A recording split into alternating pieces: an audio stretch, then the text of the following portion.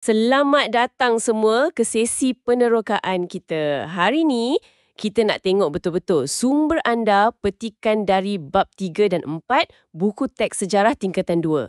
Fokus kita, sosio-budaya, agama, kepercayaan dan warisan unik masyarakat kerajaan alam Melayu awal. Betul tu. Misi kita ni nak gali apa sebenarnya intipati hidup diorang, sistem kepercayaan diorang yang pelbagai tu dan legasi yang kekal sampai sekarang. Mungkin ada benda yang anda tak sangka pun. Okey, jom kita mula. Ya, apa yang menarik sebenarnya, bila kita faham masyarakat lama ni kan, melalui sumber-sumber ni, ia bagi kita konteks. Konteks tentang akar umbi masyarakat Asia Tenggara kita hari ini. Kita boleh nampaklah kesinambungan budaya tu dan cara bijak diorang mengadun pengaruh luar dengan kearifan tempatan. Okey, kita mulakan dengan bahasa dan tulisan dululah ya. Sumber anda tunjuk, wah memang pelbagai kan? Bahasa Sanskrit tu jelas sangat pengaruh dia. Terutama kat Funan, Kedah Tua, seawal abad kedua lagi dah ada bukti. Awal tu. Lepas tu ada tulisan Pallava pula. Yang ni dari India Selatan kan? Sriwijaya, Kedah Tua, banyak guna. Bukti paling hebat, batu bersurat Talang Tua tu. Tahun 684 Masihi. Ya, Talang Tua. Bukan je guna Pallava, tapi ia antara bukti terawal bahasa Melayu kuno. Awal betul kan? Lepas tu muncul pula tulisan Kawi kat Jawa. Ada kaitan juga dengan Pallava ni. Dan kemudiannya, bila Islam masuk, ada tulisan Jawi, ada pegon kat Jawa, adaptasi huruf Arab.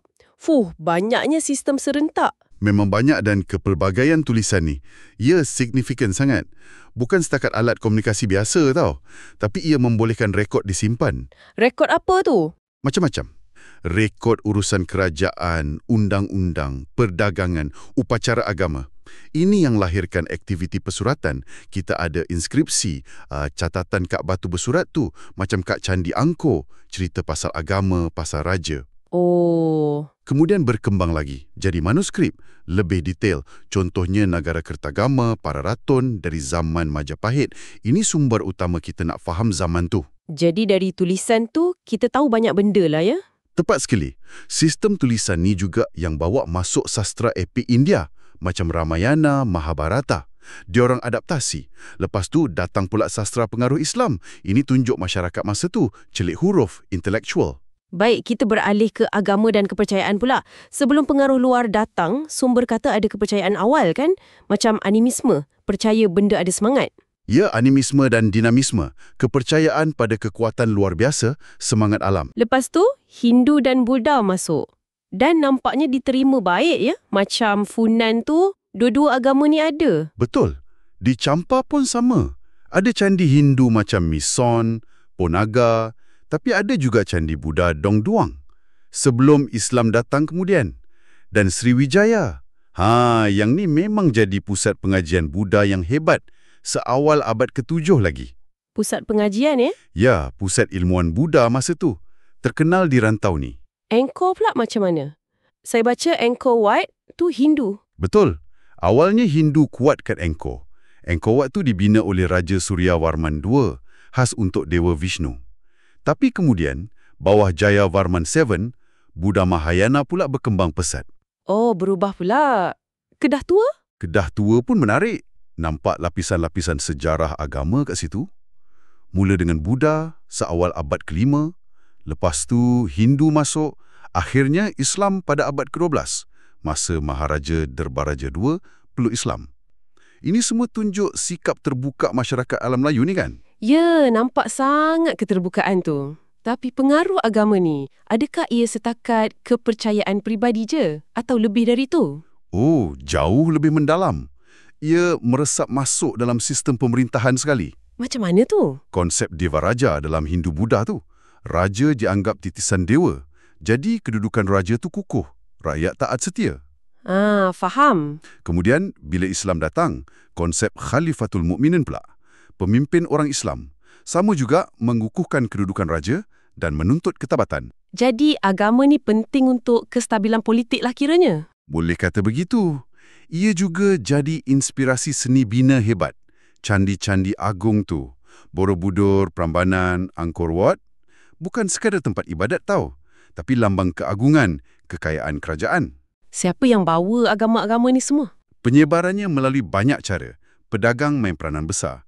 Tentera pun ada melalui penaklukan. Dan golongan pendeta macam Brahmin dari India. Menarik. Sekarang kita tengok warisan unik dari segi pemerintahan dan ekonomi pula. Sistem beraja tu memang asas utamalah kan? Ya, sistem beraja. Raja dibantu pembesar pusat dan wilayah. Macam kat Sriwijaya, ada sistem kedatuan dan peradatuan. Apa beza tu? Kedatuan dengan peradatuan? Kedatuan tu macam daerah kecil bawah datu. Peradatuan ni wilayah utama yang datu dia dilantik terus oleh Raja Sriwijaya. Lebih pentinglah. Oh, okey. Gelaran raja pun macam-macam Ada raja, maharaja, lepas tu ada varman tu pengaruh Sanskrit kan? Betul. Varman tu maksudnya pelindung. Pengaruh Sanskrit kuat. Lepas tu bila Islam datang, gelaran sultan pula diguna. Satu lagi saya perasan dalam sumber anda, pasal lokasi ibu kota.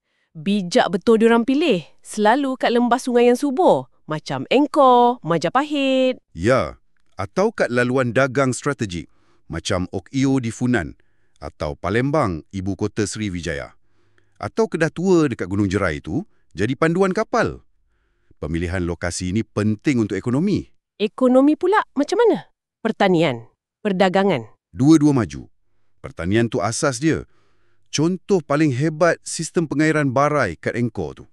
Takungan air bergergasi, boleh tampung berjuta meter padu air untuk sawah padi. Wow, canggihnya. Memang.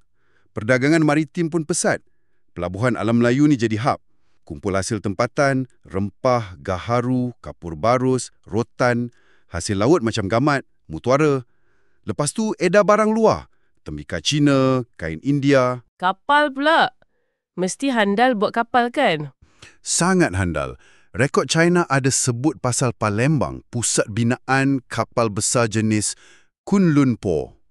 Jadi gabungan semua inilah, pemerintahan stabil, bijak guna alam sekitar, mahir maritim. Ini resepi kemakmuran dorang.